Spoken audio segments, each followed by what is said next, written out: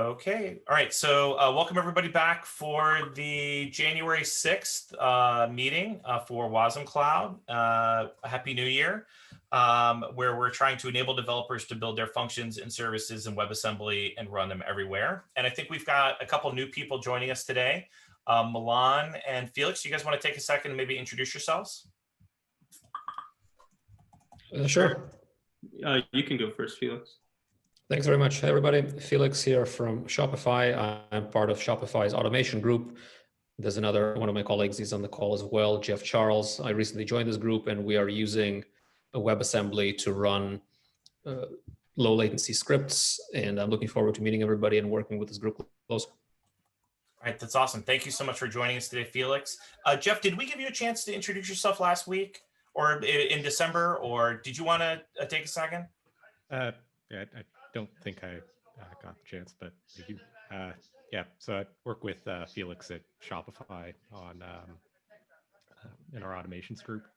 Similar thing, trying to build out a product for running low latency business logic inside of our monolith using WebAssembly. I got a little bit of a background noise. If somebody can go on mute, I'm not sure where that is. Thank you. I still have it. I'm not sure who that is.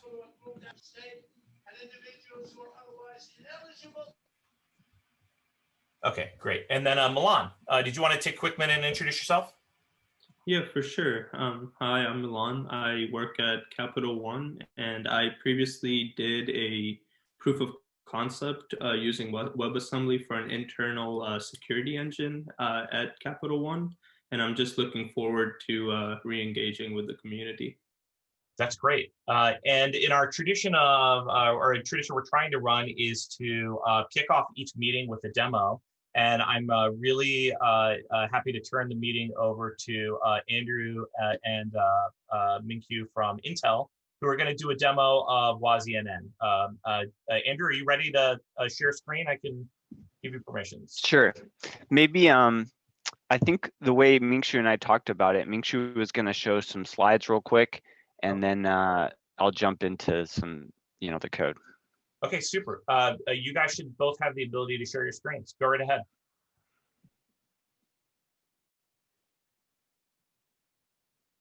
Is Minkyu, you on? Yeah, Andrew, do you have the slide available? Let me see if I can find those. Yeah, somehow having difficult to find one. It's the new year, and I appreciate you guys. I know we talked a little bit about this in December, but I followed up early. I do have a little backlog in our agenda. I'll link it here in the chat for folks if anybody wants to look at it on topics for demo. It's down at the very bottom here. While you guys let me know when I can stop filling airtime here. A Whittle with Phil Ketty and WAPC with Phil. I think he's going to try to do one or both of those next week, including some of the new WAPC code generation stuff. We have code generation itself. We will have the wasmCloud.15 release, which is hopefully sometime here in January.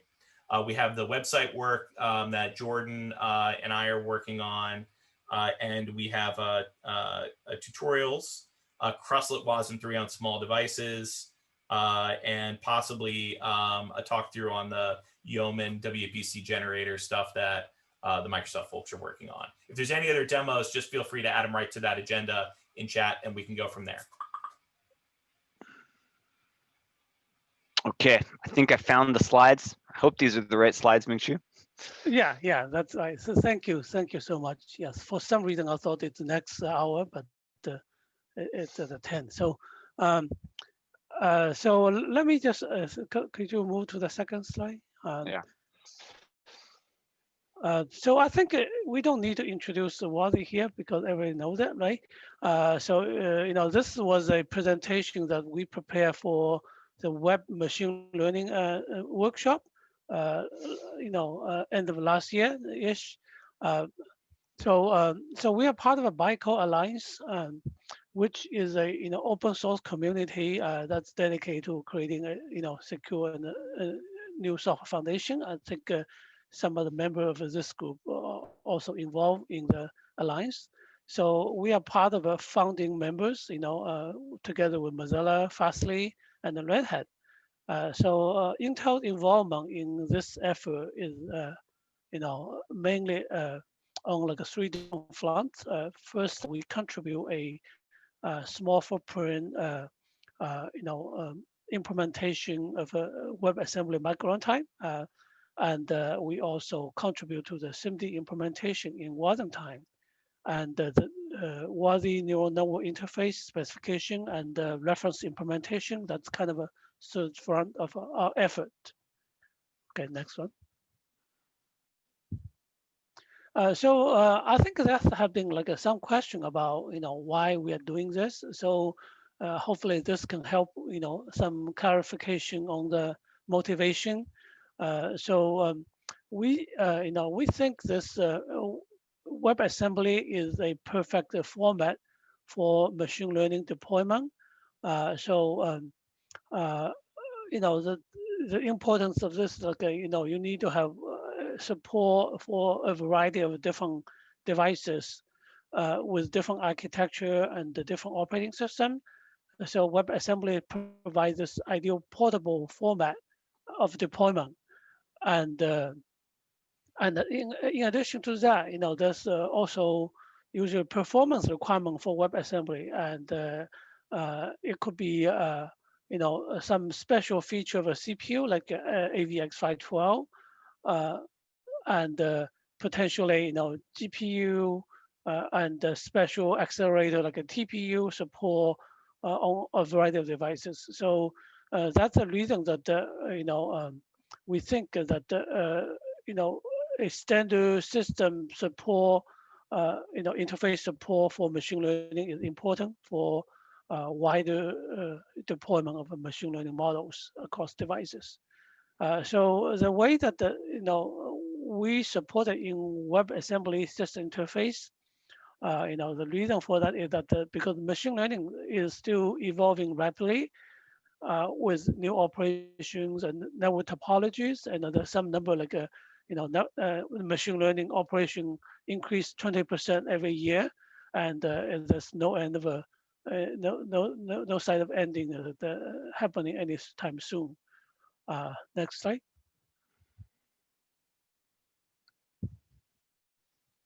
Yeah, so that's because of those considerations, so we think we can start with the machine learning model loader API first. Take care of the inferencing, which could be like on billions of devices, rather than training side of it, which is probably like a relatively small footprint in terms of deployment footprint. It's a simpler API, and it actually allows for better IP protection because it doesn't really, the model that you involve, just load the model, and you don't need to have the internal, knowledge of the model construction and the weight of the model, for example, exposed to the API level. So we're closely working together with another effort, which is focused on browser side of machine learning and web-nn side of it, and we try to be, in step with their definition of the model loader API. Okay, next. So yeah, here's you can take over. Yeah, unless there's any questions before we move on. Let me share this slide real quick. So at a high level, if you're into block diagrams, what this explains is that if you want to run machine learning models using this wasi-nn thing, here's what it would look like. You'd have user application code, which would say, hey, I want to execute this model. Well, first load the model, then give it some inputs, then compute the inference. You're going to compile that with a wasi-nn header to this wasm file. At runtime, you'll need to provide the model itself, file or files, right? Currently, that in our current implementation, that's only going to be OpenVINO IR, but the spec allows for any number of different types of models, cafe or test, whatever you want, right? But you just need to back that up with a implementation that would work. And then in the current version of this stuff in wasmTime, we implement wasi-nn and we take the wasm file and the model file and we ship them off to OpenVINO to be run on the right device. And then, back would come your results. So let me show you what that looks like in real life. Let's go over here. So in the wasmTime repo, I have this script that has now been merged into the main branch called run wasi-nn example. What this does is it downloads some test fixtures that has the what model is it? AlexNet, I think it's an AlexNet model, and an image formatted in the right way for OpenVINO to understand it, and then we compile this example code, which is right here, into a wasm file, and we run it using wasmTime. So that this command here, this cargo run, will run the wasm file with the model, and off we'll go. Now notice here we have this feature flag. So wasi-nn is not compiled into wasmTime by default currently. Perhaps at some point in the future, it'll be a runtime flag and it will be compiled in by default. But this is definitely an optional feature. I mean, not everyone who's using wasmTime is going to want to use machine learning capabilities, but so that's at least we get that. Here's the code that actually runs the model. This is the code that you or I would have to write if we want to run this type of stuff in wasmTime. So I'm writing it in Rust so that it's relatively easy to compile this to WebAssembly. And so here you see me, reading the model files in. I load in those model files using this wasi-nn call that Rust knows how to, translate into a WASI call. Down here, we have the tensor. We're setting the input. Here we're doing the computation. So this will be the inferencing, and then we'll retrieve the output. And we'll sort the results so that we can, print something that makes some sense to the user. So let's see here. So that script does a bunch of downloading. So I pre-downloaded all that stuff. Here, what's happening when I run this is it compiled my example main.rs to a wasm file with those WASI calls in it, and now it's running it. And you can see that actually loading the model is sort of slow. That's sort of an artifact of currently WASI doesn't like memory map in files when it reads them. It like reads them byte by byte, so it's doing the whole byte buffer transfer.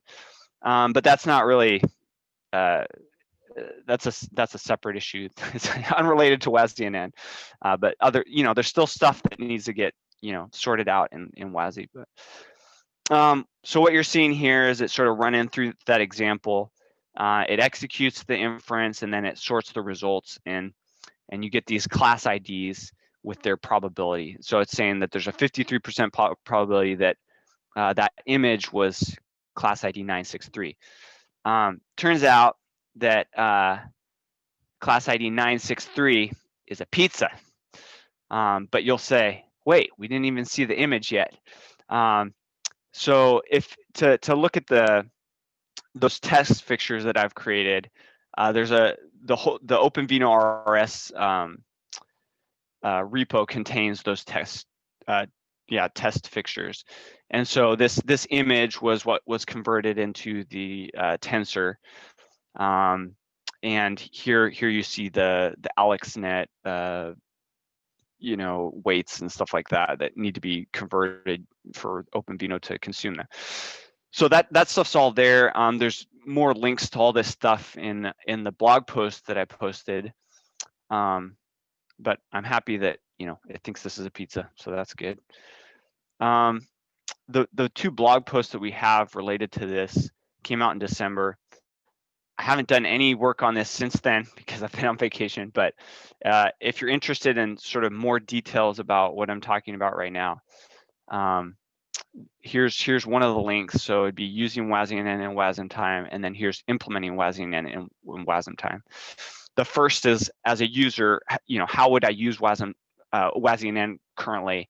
And the second is, okay, if I want to write my own WASI proposal, what would I need to do to implement that in wasmtime? Because it's not exactly trivial. There's a lot of things to sort of work through to make everything work correctly. And where's the other is the other blog linked in this blog? I think, yeah, they're linked here. They should link to each other. But we haven't really publicized these links much out there. So. Okay. That was awesome. Does anyone have any questions for Andrew or Ming-Shu?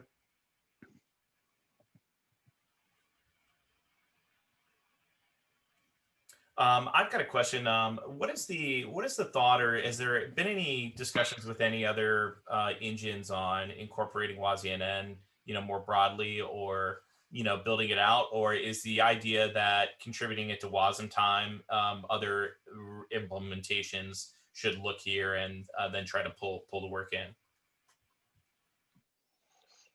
Still pretty early,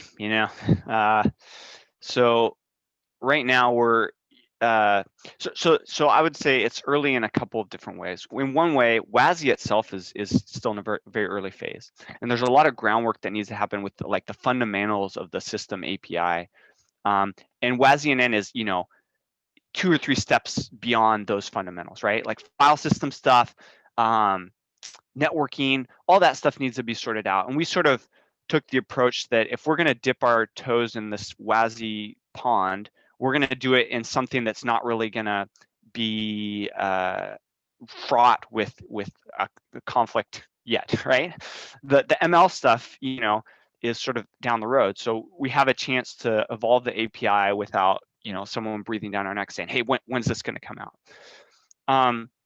In that sense, WASI itself is very early, but wasm-nn itself is very early, right? The API, we need to evolve it, and we've talked about switching over to a model builder API where you could, control the nodes in the graph directly from within WASI. That would maybe look a little bit more like what TensorFlow and these guys can do. We've talked about other backing implementations besides OpenVINO, right? You could have TensorFlow or something like that, implementing wasm-nn. And what we really want to do is we want to see how people would use this, or what changes they would need in order to use this in production, right? This is currently at the proof of concept stage. We can do this. We can sort of do some inference there, but there's probably some rough edges that need to be worked out, and we sort of need feedback from actual ML practitioners in the community. Got it. So I'll close with that question around what is it that you need, like the call to action for us here at the end. But in the interim, I think you touched on another great question. How much collaboration or cooperation was there with other engine providers like TensorFlow to ensure that the API really kind of is a truly, good middleware between you and lots of engines? Was there proactive engagement? Did you guys look at it, or is this just like a first pass at, maybe if you could share a little more about that? Yeah. So, Sure. So Andrew, let me take on this one. So, so we are really working very closely with the wasmNn group, which is really a consortium of collection of all those top machine learning practitioners from, for example, Microsoft, from TensorFlow, the Google Group, and Intel and another bunch of companies that were involved. So we work really close with them, and there is a similar, proposal for a model loader in that community, and we kind of mirror the API really closely. Yeah, so I would say that one of the driving factor for us to do this is really the performance disparity between native and WebAssembly. WebAssembly is supposed to be near native performance, but in terms of high performance, high performance computing, right, such as the machine learning, the gap is still pretty big. We are, talking about implementing SIMD 428-bit, right? But AVX 512 is a common practice if you want to do machine learning on CPU, right? And let alone like performance provided by GPU. So there's a significant gap in terms of having a good performing machine learning inside WebAssembly, and hopefully so our effort will actually narrow that gap for people who are interested in machine learning in WebAssembly. That sounds like a really great approach as far as one, aligning to the parallel efforts around wasmCloud, and then two, around highlighting maybe some of the gaps in WASM in general around the current thoughts on SIMD and stuff. Phenomenal. Any other questions across teams or people here? And then I think the closing is just to confirm the call to action is for people to give you feedback on the approach and ideas and stuff like that. And where should they do that? Should they do that through, wasi-nn wasm time directly, through wasmNN? What's the best forum to engage? I would say issues in wasm time, I will respond to those pretty quickly. Any issues to the wasi-nn repo as well, I'll see and we'll respond pretty quickly. If you want to like discuss something, maybe not necessarily in an issue, I'm on Zulip pretty much all the time, the Bytecode Alliance Zulip. So if you find me on there, I'll send you the links later, Liam, and you guys can. Cool. Yeah, awesome. I'll make sure that those are linked in our notes here, and I have your articles linked in. Great job. Thank you so much for the great demo today. I really appreciate it. And let's slide on down the agenda here real quick to next topic, which is just community news. Tomorrow, speaking of WASM Time, is the WASM Time community meeting, Thursday at 1 o'clock. The meeting agenda is posted. And if you need an invite, you can ask for one on Zulip or hit me up, and I'm happy to relay that over. So then into our existing follow-ups here on current stuff. I know, Chris, you were out for much of December, and Ralph, did you guys connect on the Crustlet and crit follow-up, or just punt that one still? Ralph, you on mute. Ralph has dropped off the call. Oh, Ralph had to drop. Okay. All right. Well, I guess we punt that one. That one's becoming like the universal one. We'll get to that one later. Good news is on the next item, our Azure registry is complete and has been enabled with anonymous poll access. So wasmCloud.azurecr.io. We're still, I think, migrating artifacts there, but that has been enabled. As a next update, Chris and I spent some time over break working on the new wasmCloud website, and we have sketched that out here in GitHub with a set of milestones. It's connected into Netlify, so that if you visit wasmcloud.com, you are hitting the main branch, and the dev branch is linked in here as well. There are some early shots here, and I'll link in if people want to start giving us feedback on the design. And I went ahead and posted up in the community notes here kind of the discussion that we had. If you just want to look for reference in community meetings here under the 23rd, actually here's the link to the Netlify dev branch if you want to give live feedback and there's the link to the decomposed issues here, sort of like, where we're going with this, ending with like a nice interactive online experience, new docs and so forth. And then the sort of notes and links to all the artifacts in here, like the new website map, the new website proposed view, the templates we're using, some of our thoughts around color theory and logos, and all the sort of details are all linked in there. If anybody has any questions, I can take them now, or feedback on Slack or anywhere else. Awesome. Any of the Microsoft folks, I don't know that would speak for Ralph, if there's any progress on the months of interest here, which is sort of a standing topic of links to topics and ideas that are around WebAssembly. I'll hit Ralph up next time early because I think he's got a conflict at 1:30. And then on to .15 stuff. Kevin, did you want to maybe pick up on a discussion around the sort of stuff that we've still got open here? Our list from December was the actor interfaces, which are linked here. And maybe start here. Yeah, so there's been no progress at all on the actor interfaces. We still have all of those outstanding. There's been a decent amount of progress on the REPL, but again, not really within the last, I'd say, week and a half or so, since most of us have been on vacation. Okay. Basically, the big outstanding thing for .15 is the automation of creating all the release artifacts and publishing all of the capability providers and the example actors to the registry.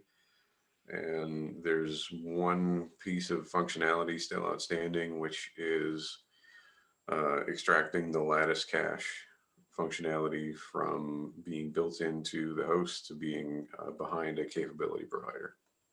Okay. Is there any for the Bill? I'll hand it over to you for packaging artifacts here in a second. You can just let us know where things are. But on the ones that you mentioned, Kevin, that you're leading, is there any help or feedback that you need on that?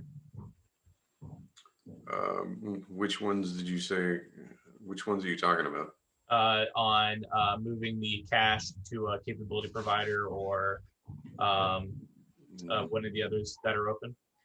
That cache thing is just one open issue, and once that's done, we're essentially going to try and get feature complete. So everything after that is just making sure all the tests run, putting automation in everywhere, and then releasing all the artifacts.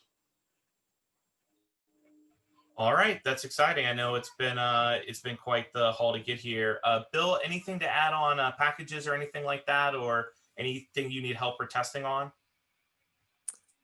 Yes. So as far as I noticed, Homebrew's there. So Homebrew should be set. That one's kind of a bit more of a manual process. So essentially when we do a GitHub release, which is automated in wasmCloud and Wash, we'll essentially update the wasmCloud Homebrew repository to point to the checksum and release file for that.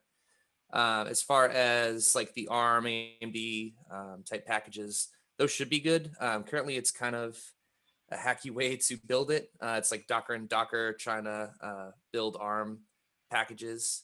We're looking into purchasing like an ARM instance, possibly in AWS right now, just to speed those builds up and make it a little less finicky. So those should be looking good. And currently working for the test automation for wasmCloud, currently working through a few little issues with that. So hopefully I'll get a pull request in today or tomorrow to get that moving forward.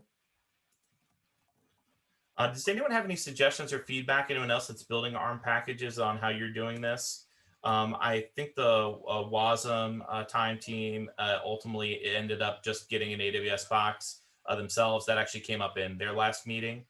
Anyone else have any other suggestions for, best ways on, building that scalably?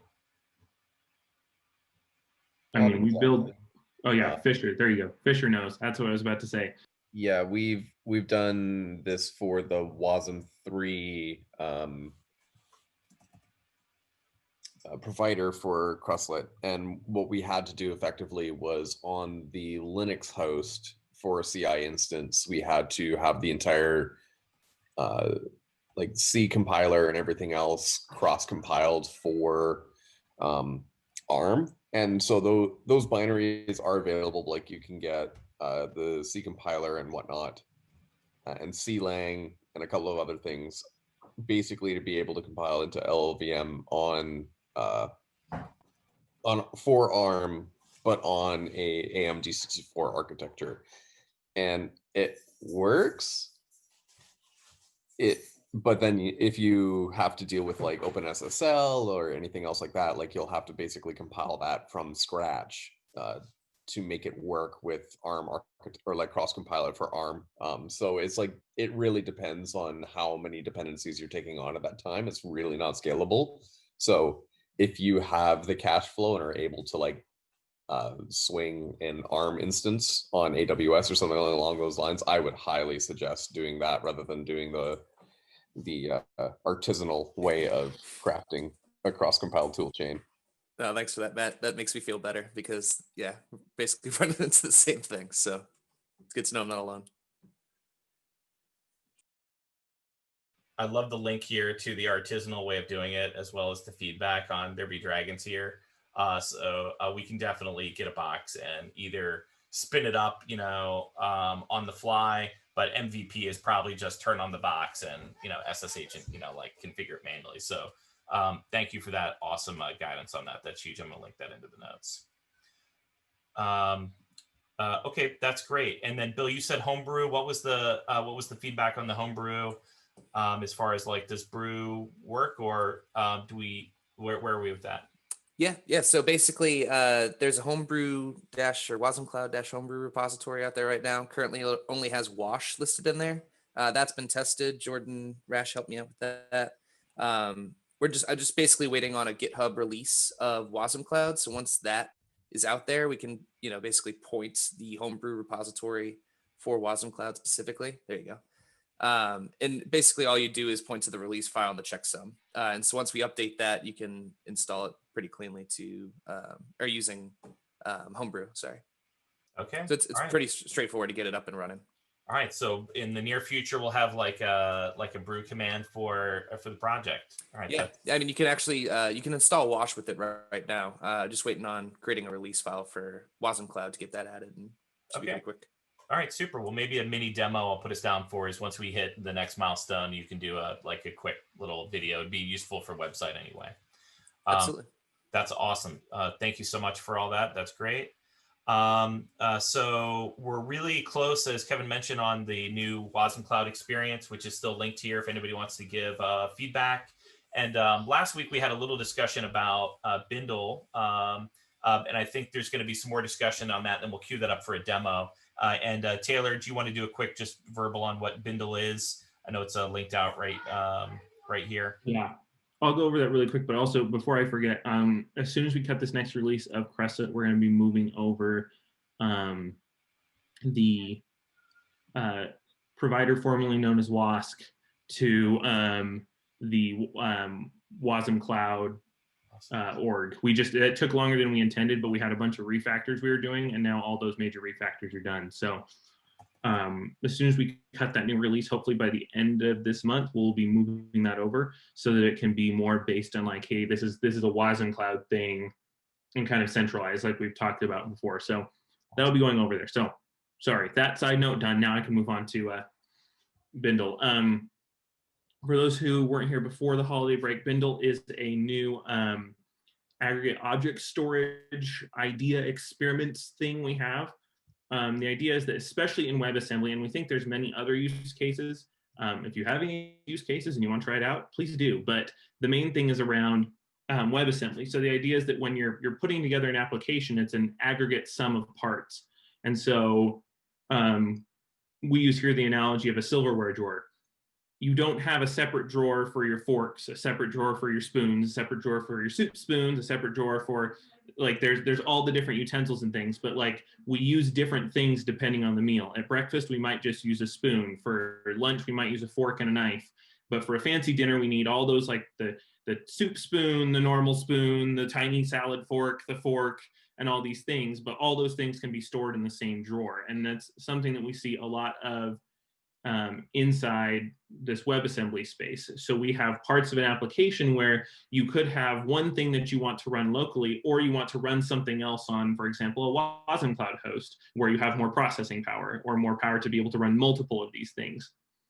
And so a bindle is just a way to indicate here is a version, and it's a strict semver and naming requirement version for that specific thing. It cannot be deleted. It's immutable. And then it has a list of the different things that are called parcels in it that are the different artifacts that are just, it's binary blobs of some kind. In our case here, talking about WASM modules, they're probably mostly WASM modules. And so anyway, this is something we talked about last time. We will be cutting a new release probably in the next few weeks. We're redoing one of the API endpoints to make it a little bit cleaner for everything to be done with like less objects needed and whatnot. So I know that we talked to Kevin about, because apparently you guys had already created mostly a similar thing. So anyway, I just wanted to sync with that, Kevin, and see if you had any feedback yet, and any other things. Yeah, one of the things that was on our list to explore as soon as we got back from vacation, and once we hit like the feature complete on the 0.15 stuff, was to take a look at replacing our PAR files or provider archives with bindles, and see what that would entail and what the pros and cons are. But we haven't started that effort yet. No, that's fine. Like I said, I have a major refactor landing here probably this week of the API. Now that we've had a little bit more experience of like trying this out, and as we're trying to apply more stuff with the security model around signing and things. So yeah, but that's all there. We're moving forward with that. So if there's any feedback or people give it a try or have any ideas, please let us know on the repo or in this meeting. That's awesome. And then when you guys are ready, just let me know. We'll queue up a demo, and you can walk us through the tooling and how to use it, and the sharp edges and all that kind of stuff. That's great. I mean, we already have the stuff if you want to see like some demos and examples and things, but it's really not like super impressive to watch in a demo form. It's more impressive in its like use and how you can handle stuff and filter things and whatnot. We'll block out time and do it formally, because I think you and Kevin getting through, and maybe we look at, if wasmCloud moves to it, we look at it as an example or something like that. I think there's definitely a huge value in it, because it's I think one of the things that we all have in common here with we have a lot of folks that are around the ecosystem is we all see the same problems. And I think us just agreeing on, hey, we're all going to work on this thing and not three different things is a big piece of the battle, a big piece of the challenge here. So if it's bindles versus par files, like let's just pick something and then agree and then make progress together is huge. So on our agenda, I've got blocked out, and Kevin, I think I would ask you, I think you probably gave us enough overhead here, or enough of a story. Just a quick glance at open pull requests and issues for the project. I can just flash on screen here. I know you've got a couple of fun RFCs that you've posted. Is there anything in here that you really want to highlight just while I've got it up? No, I think, like I said, the 0.15 is kind of our priority, and so getting that finished is the first thing up there. And then after that, we're going to start looking at things like the other host runtimes, like Swift and the browser and some of those. But yeah, we haven't really done the backlog grooming to sort of put those in order of completion. So we haven't figured out what the 0.16 milestone looks like yet. Okay, all right. That's awesome, Kevin. Thank you for that. And but for anyone that's looking ahead, thinking through that a little bit, what we'll be doing later this year, I think would be great. as we go through there. And I think we're pretty close to the end. No ADLs or anything like that to anybody to discuss. Architectural decision logs. Any open topics? Anybody want to bring up anything? Jordan, how's the website stuff coming? Anyone just across? Just call for anyone. No, it's going pretty well, and I'm sorry I'm in my truck if it sounds like garbage. No, Is it a garbage truck? Once we, no, the I wish that'd be cool to drive. No, I think the website's going well. I mean, I haven't started on like the .com, just the docs, because I obviously need a lot of guidance there. But if everyone could look at the docs, the mobile piece of the feedback was really helpful. I hadn't looked at it on mobile at all yet. So yeah, just getting in there, getting opinions, and then hopefully by the next couple days, I can move the docs to their more permanent endpoint, the docs.wasmCloud.com, and we can have that semi-live when we're ready. So yeah, no, it's all going well. Okay, great. Any other topics or anyone else have anything they want to bring up? If not, I'll go ahead and I'll just stop recording, and then we can just move to like just hangout discussion. Okay, there are topics backlogged here. I'll get the recording cut where Andrew's demo just like magically works on the first try, and try to have that posted out for tomorrow. Thank you, everybody. Thanks, man. I'm just stopping recording.